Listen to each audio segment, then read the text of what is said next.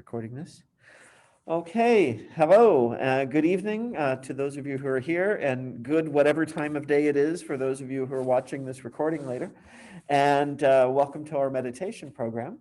So today I'm going to give a brief explanation of meditation, at least what I do as meditation, and then I'll guide you into the meditation itself. We'll meditate for a little while. And then after that, if you have any questions, we can certainly talk about it. For those of you watching the recording, if you have any questions later about meditation, my email address is longjjd@etown.edu. So feel free to contact me with any questions that you might have. So meditation, the word originally means thinking very deeply about something. But it's come to be the translation for actually a Sanskrit word called dhyana. It's actually related to the Japanese word Zen. And it is a practice that is actually almost the opposite of thinking very deeply about something. It's when you actually are consciously shutting down your conscious mental thought process. And you might say, well, why would you want to do that? And so what was discovered thousands of years ago in India was that if you draw your attention away from everything that normally attracts your attention, right? Your physical environment or any thoughts or concerns that you might have, work you're doing and so on. If you pull your attention away from that and just calm the mind completely, what you experience, what happens then, is not just a kind of blank slate, but it's actually a very joyful and peaceful state. And this is why in the Hindu tradition, many thousands of years ago, they made the claim that the self is infinite bliss, right? So the infinite joy. And what's the basis of that claim? Well, you just sort of put aside everything else that you sort of normally associate with you, right? Your activities, your relationships, all of that. Just put all of that aside for a brief period of time. And what emerges is this very blissful, happy state. And so this has come to take on a lot of significance in various religious traditions, spiritual traditions. In the Hindu tradition, people see meditation as a way to come in touch with your true self, which is also believed to be divine and sacred. In the Buddhist tradition, you have the same basic type of experience, but it's not really described in terms of a term like self. It's more just something you have to experience, because there's the belief that if you project too many concepts onto it, you're gonna mess it up, right? You're not gonna really have the authentic experience.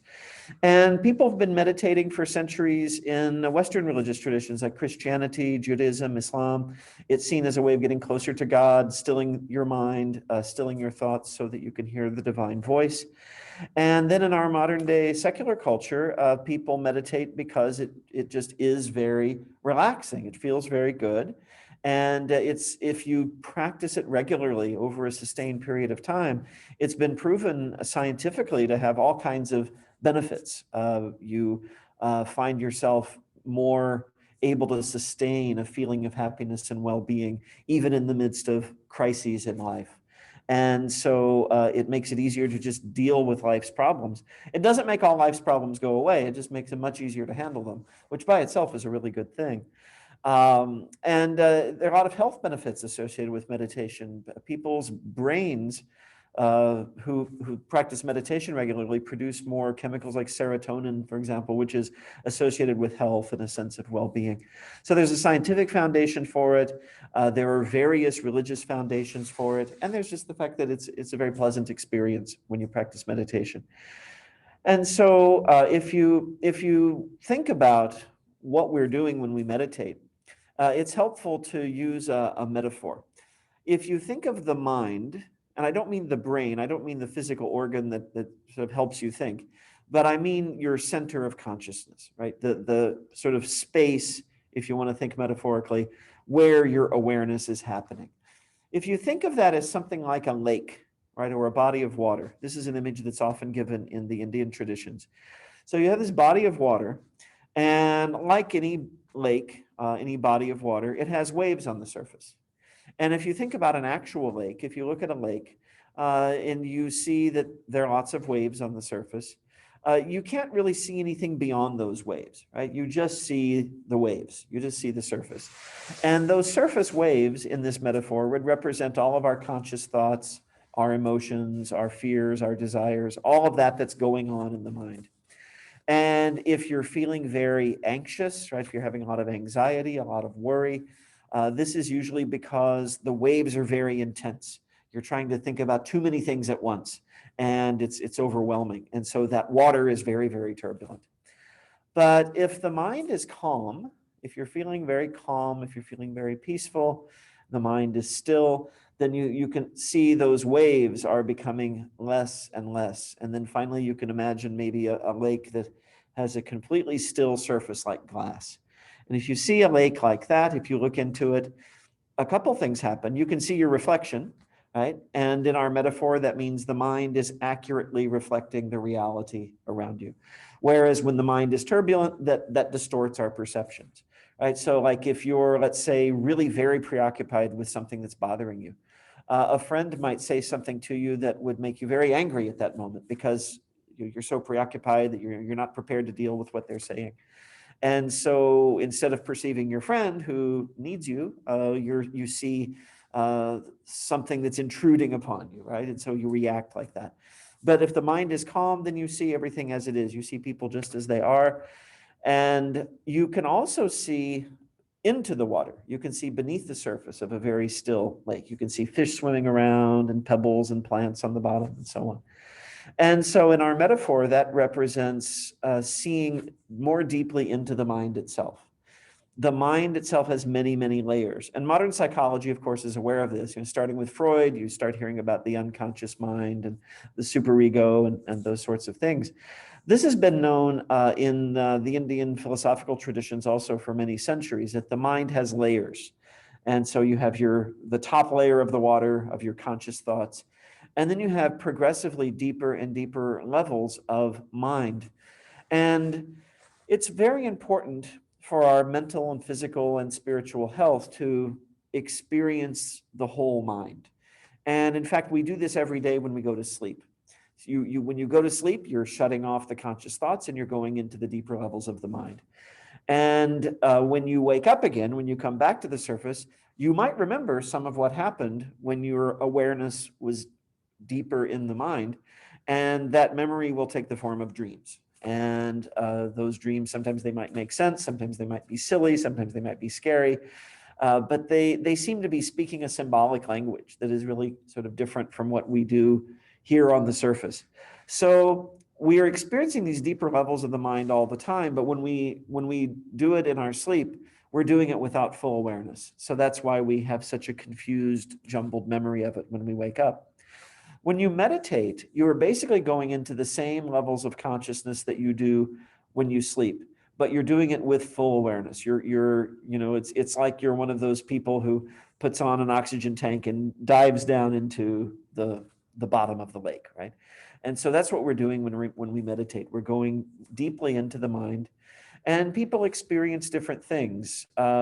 Typically, when people meditate, there is that sense of calm, sometimes a sense of happiness. It's an unusual happiness because it's a happiness that's not dependent on any external factor. It's just the natural state of the mind. One of my favorite descriptions I've ever heard a student give of his meditation experience was very simple. I said, "How did you feel?" He said, "Happy but weird," he said. And what he meant by that, as we talked about it, was that he was happy, but he wasn't happy because of anything. Right? We're normally happy because we like something happens that we want, and so we're happy. This is a unconditional happiness, and it's just there. All you have to do is access it. So that experience is there. Sometimes people see things, you see pictures in your mind, people will see, different colored lights and, blobs of light and that sort of thing. And a lot of this is described in the texts of the meditation traditions, like the Hindu and Buddhist traditions. They talk about these things in some depth. And very often, if you have a problem, if there's something that's bothering you, if you have a question, and you think about it before you meditate, right? Not while you meditate, because you're going to put all of that out of your mind. But before you meditate, I compare it to planting a seed. Think about that issue and then meditate for a while. And when you come out of your meditation, either right away or maybe later that same day or the next day, the answer suddenly appears. And when it appears, you feel as if you've known it all along, right? You almost feel silly that it was even a question. It's just like, oh, I knew that. It has come, it has bubbled up from that deeper part of your mind that's actually always aware and always awake and is very wise, right? So we're tapping into that deeper part of our consciousness. So now, again, a lot of people just do this because they enjoy the sensation, they enjoy the experience. The main key to being what you might call successful at meditation, right, is getting the most out of the experience, is to do it regularly. Right? You don't have to do it for a very long period of time. You hear stories of people, they're Buddhist monks who can meditate for 18 hours at a time and that sort of thing. But you probably aren't really going to do that at this stage, right? If you're just starting with meditation. I have a good friend who's a Buddhist monk from Sri Lanka, and he speaks to my students every now and then. By the way, he's going to speak in our Dharma Traditions class. He's going to zoom in early April. And he says even 5 minutes a day is good, right? 5 to 10 minutes, but every day consistently. It's the consistency that builds up the habit of being able to access that part of the mind and access that sense of calm and serenity, even while you're doing other things, right? So if you do it regularly, you start to feel those benefits. But if you meditate, let's say you do a marathon, you meditate for 3 hours one day, and then you don't meditate at all for the next month, it's not going to do you a lot of good, right? That you'll feel great during those 3 hours and maybe for a day or two after, but after that, it'll just kind of fade. But just 5 minutes a day, every day, it's going to have an effect on your awareness and how you relate to your own experience. So do you all who are here, anyone have any questions about meditation? How many of you have actually meditated before? Okay, yeah, Alex has and Amy has. Judah's maybe kind of, sort of. I don't know. So it wasn't sort of systematic, but maybe spontaneous. Because people can spontaneously go into a meditative state. In fact, that's not really all that unusual. But afterward, they might think that they were daydreaming or something else. Right? Whereas if you actually kind of make it a practice, then it's, then you're like, I'm meditating. Or you know what you're doing when you're having that experience. So a couple of you had some experience with it before. So the way I meditate, I've been taught a specific method, and I'm basically going to teach you all today the basics of that. And it's something I've been doing for many, many years. And it's had, like I can speak from experience, it's had the kinds of positive effects that I was describing earlier. Like I said, doesn't make all life's problems go away, but it makes it easier to deal with them. I had an experience about a little over a year ago, back in 2019, where I broke my ankle in San Diego, of all places. And I know that I handled that much better than I would have 20 years ago. I would have been much more mentally upset by it. I was like, okay, what am I going to do? How much is this going to cost? I went there for a conference. I'm missing my conference, worrying about all of these things. And after having meditated for many years, I found I could direct my attention where I wanted to. And I made the best of the situation. And I didn't focus on the pain in my foot. I sort of visualized it as something that was many light years away, right? And then I could keep my mind on where I wanted to keep it and maintain a more positive mental frame. So it really does work. It's really a good tool. So a few important things. One is when you meditate, you want to have your back as straight as you possibly can. You can sit on the floor like all of us are doing. I'm using a back support, actually, and it's not cheating. It's okay to do that. If you want to lean against a wall, you can, but you don't want to slouch. You want to be sure your back is straight. You could sit in a chair. That's also perfectly fine. And so you want to keep the back straight and the head and the neck, sort of all of this in alignment, because basically what you're doing is you're keeping your windpipe clear and unobstructed. And if any of you sing, you know how important it is to keep good posture and to be able to take deep breaths, because we're going to do the same thing when we meditate. And I see Alex has got her hands in a mudra, right? That's something you can use. It's not required. You can just let your hands sit in your lap, but there are certain hand gestures that have been developed through the centuries. And a very popular one is to keep the thumb and forefingers together like this. And in my own experience, you feel as if it's like there's this open circuit and you close it when you do this. It's like it preserves sort of energy flow in the body. But there are other mudras too. I mean, I've seen people sit with their hands sort of like this in their lap. Just, I would say, do whatever you're comfortable with in that particular case. When we start meditating, we'll close our eyes because you want to keep out any external distractions. So visual distractions and of course noises. It's pretty quiet here in the library, so hopefully, you might hear some sounds. You might hear people talking outside that you wouldn't even notice if you weren't meditating, because your hearing becomes very sensitive when you meditate. So we'll be closing our eyes and we'll be directing our attention to our breath. The breath is an easy thing to focus our attention on because it's something we're doing all of the time. And we normally don't have to think about it. We just breathe unconsciously. But what we're going to do when we meditate is make our breathing a mindful, conscious act. And one of the tools we use to help us do that is when you take a breath, you'll take a very deep breath. You'll fill your lungs as much as you possibly can. Again, keeping the back straight. And then before you exhale, you'll hold the breath for just a moment. Not a very long moment, just a second. Not enough time to cause any discomfort, but you want to pause and exhale when you're ready to exhale, right? You're choosing to exhale. It's not happening automatically. Once you've exhaled, again, empty the lungs as much as possible. Just like you filled them before, empty the lungs. And when you feel that sense that your lungs are empty and you're ready to take another breath, again, pause for just a moment before taking that breath, because we don't want to breathe automatically. Now we're going to breathe consciously. We're going to choose to inhale, and then we're going to choose to exhale. So that little pause ensures that we do that. But again, make it a brief pause. If you hold your breath long enough to cause discomfort, that's not necessary. It's not desirable. Just make that choice. Okay, now I'm breathing in. Okay, now I'm breathing out. And as you breathe in, as you pause, as you breathe out, and as you pause, focus your attention on the sensations that you're having as you do that. How does it feel when the breath enters the lungs?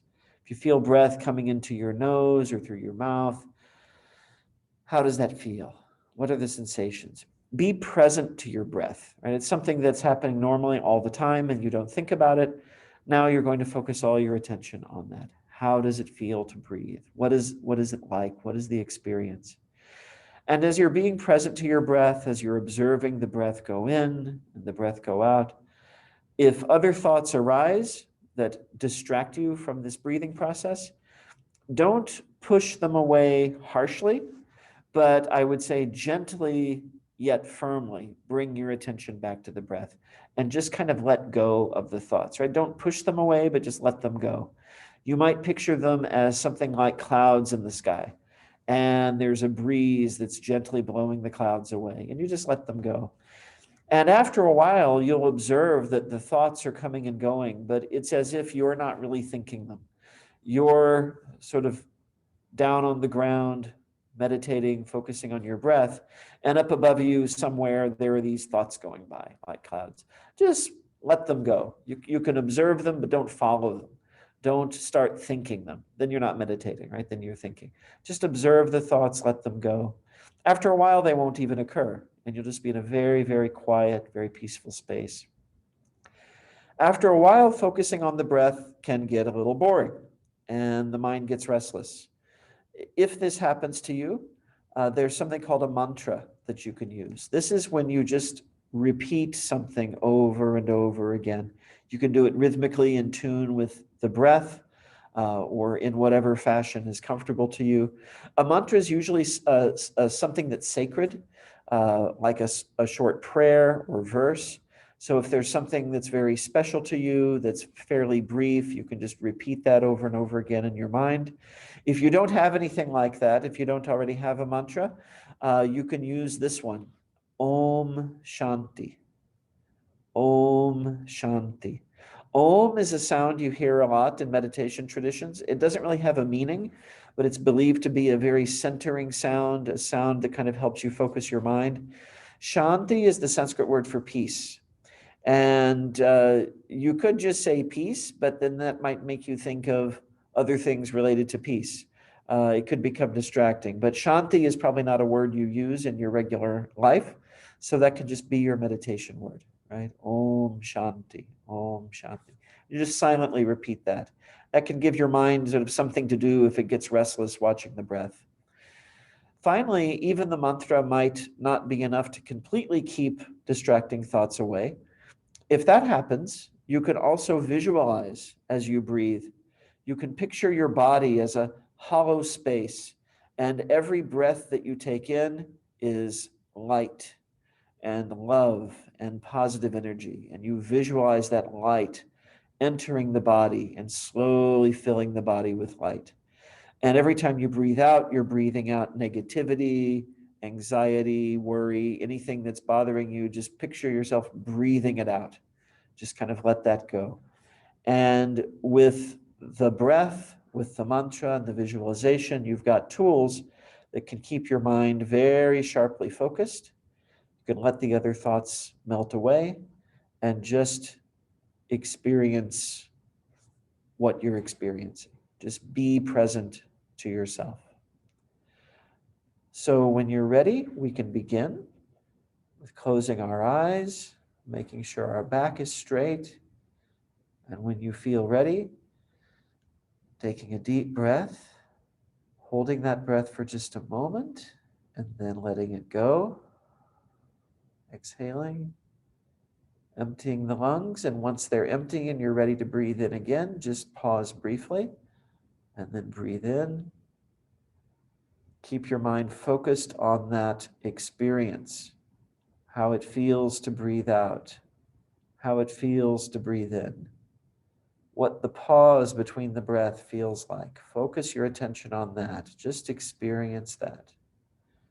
If the mind wanders, just let the thoughts go and come back to the breath. Think of the breath as the center. Come back to the center. If the thoughts persist, you can push them aside with Om Shanti. Om Shanti, as you breathe in and pause and breathe out and pause. And you can visualize each in-breath as energy and light coming into the body, positive energy, love and warmth, and breathe out any negativity. Just let it go. And let us do that for a while.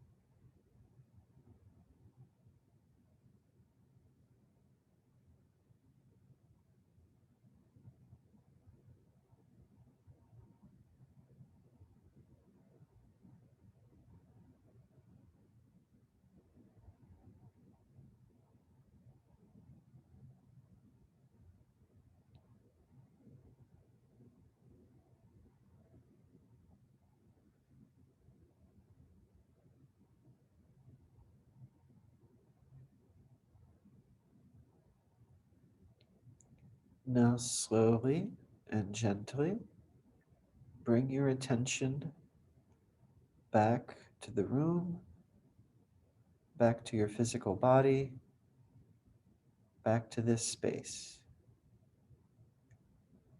And feel the very calm, very joyful sensation of just being. And think to yourself, I'm well, I'm peaceful, and I'm happy. And know that this feeling of well-being, peace, and happiness is something you can always experience. It's always present there, just beneath the surface of your thoughts. And slowly open your eyes.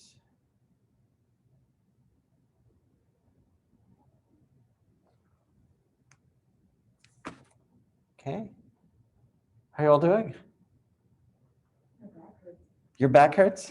Yeah, you didn't have any back support. Yeah, that could be rough if you're not used to it. You might want to try, like, if you meditate regularly, you might want to try a chair or some place where you can kind of lean your back. I got this thing that people use like when they go out camping, and it's nice. You can just kind of lean into it, but without slouching. And, so something like that is good. But even like if you're in your room, you can like have your back against the wall, like not leaning, but just so it's touching your back just enough so that you have that support. So yeah, otherwise it can hurt. My feet tend to fall asleep when I meditate. It happens a lot. I have to wiggle my toes and make sure they're still there. Any questions or thoughts? Was it a good experience? Wonderful. Very good. I'm happy. Yeah. Yeah. So it's almost like you leave everything behind. Yeah. It's neat. Okay. Well, I hope everyone watching the recording had a good experience, and let me know if you have any questions.